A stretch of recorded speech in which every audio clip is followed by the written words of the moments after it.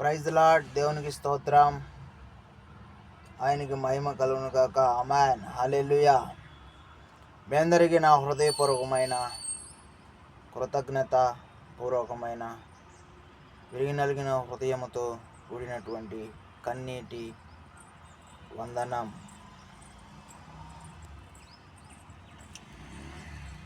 ఆదికాండం 1వ అధ్యాయం 19వ వచనం.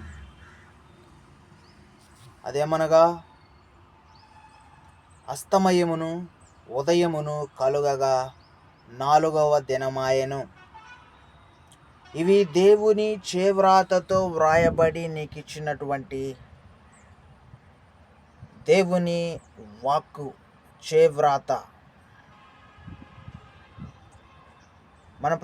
మన ప్రభైన రక్షకుడైన దేవుడు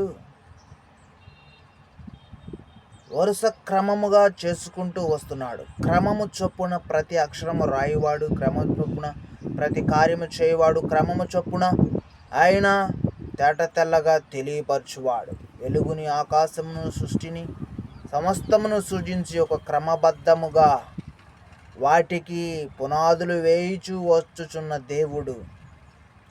ఆ తదుపరి మొట్టమొదటి దినము చూసినట్లయితే వెలుగు కలిగించాడు. వెలుగులో నుంచి భూమిని కలిగించాడు. వెలుగును చీకటిని వేరుపరిచాడు, భూమిని చేశాడు. అలాగే భూమి మీద గడ్డిని, విత్తనములు, చెట్లను వాటి జాతి ప్రకారం చక్కగా క్రమోపకారంగా చేశాడు. అలాగే భూమి మీద వెలుగిచ్చుటకు పగటిని, రాత్రిని, వెలుగును, చీకటిని వేరుపరచడానికి ఆ విశాలమును కలుగజేసి ఆ విశాలముందు వాటిని ఉంచాడు. ఈ రీతిగా మనం చూసినట్లయితే క్రమముగా చేశాడు. అట్టి రీతిగా 3 దినములు పూర్తయినవి అని తెలియజేశాడు.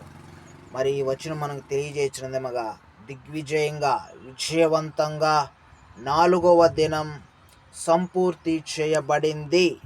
ఈ 4 దినములు చేసినది నేనే, ముగించినది కూడా నేనే అని ఈ లేఖన వచనం మనకు తెలియజేస్తున్నది.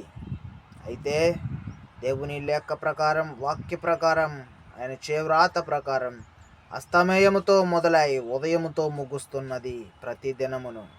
అంటే చీకటిని జయించి వెలుగు త్వరగా మరలా ఉదయిస్తుంది. చీకటి జయించి వెలుగుకే జయం కలుగుతుంది అని లేఖన భాగంతో ముగుస్తున్నది. అందును బట్టి వాక్యం చదవటానికి, వినటానికి, గ్రహించడానికి, ధ్యానించడానికి దేవాది దేవుడిచ్చిన మంచి సమయమునకై